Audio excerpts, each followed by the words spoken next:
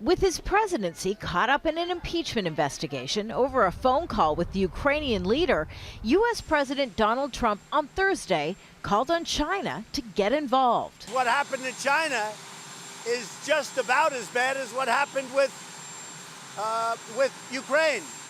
The unconventional request to Beijing comes as Trump faces questions over his administration's request to foreign governments to help investigate former U.S. Vice President Joe Biden, his potential Democratic rival in next year's presidential contest.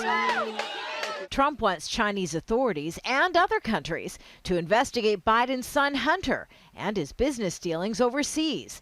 Members of the U.S. Congress are investigating allegations Trump abused his presidential powers in a July phone call with Ukrainian President Vladimir Zelensky. We need support, real support.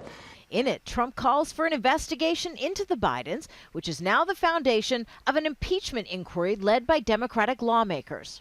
On Capitol Hill, 3 committees in the House of Representatives on Thursday questioned former U.S. Special Envoy Kurt Volker about his orders from Trump regarding a meeting in Kiev, just one day after Trump's infamous July phone call with Ukraine's leader. Volker's name is mentioned in the complaint provided to Congress by an anonymous whistleblower.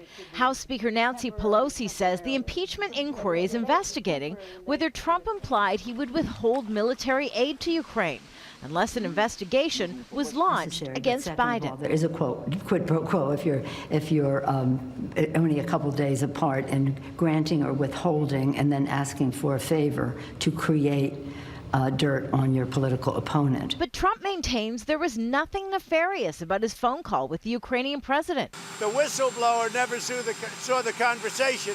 He got his information, I guess, second or third hand. He wrote something that was total fiction. The former vice president argued there's no evidence that he or his son committed any wrongdoing. Trump knows there are no truth in the charges against me. None. Zero. Every independent news organization that has reviewed the charges at length has found it to be a flat-out lie. Still, the number of Trump administration officials ensnared in the impeachment inquiry continues to broaden.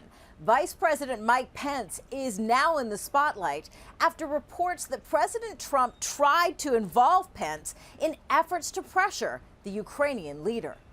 Kimberly, Halkett, Al Jazeera, the White House.